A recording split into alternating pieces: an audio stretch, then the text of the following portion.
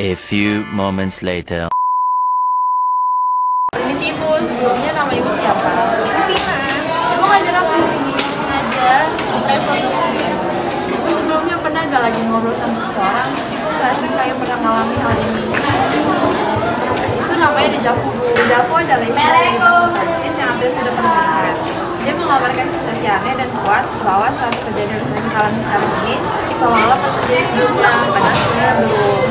Nah, sampai kayak ternyata sekitar 60-80% yang ini pernah mengalami dejavu, terutama waktu mereka berusia muda sekitar 15-22 tahun.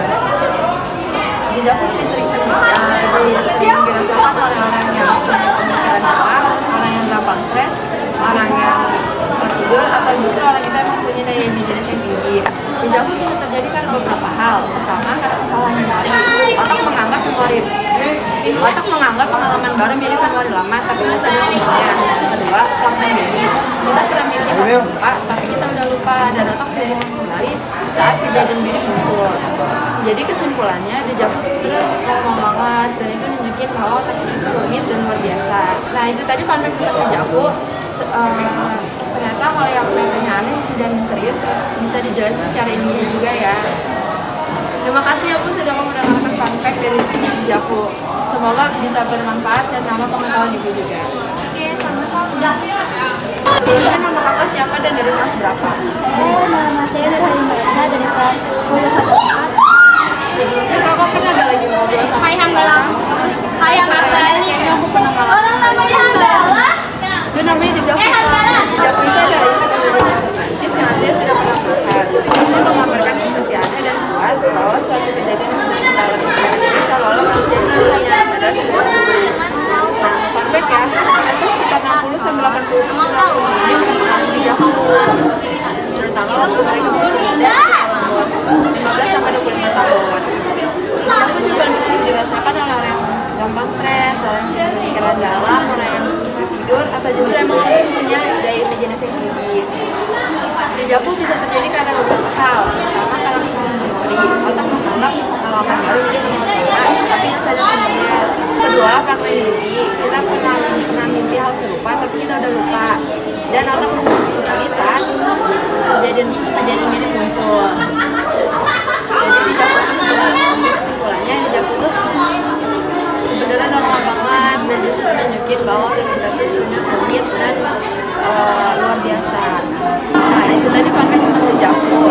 Ternyata hal yang kelihatannya aneh dan misterius bisa dijelaskan secara ilmiah juga ya. Semoga apa yang saya kasih tahu tadi bisa bermanfaat dan nambah pengetahuan kakak juga. Terima kasih ya Kak. Ini nama kakak siapa dan dari kelas berapa?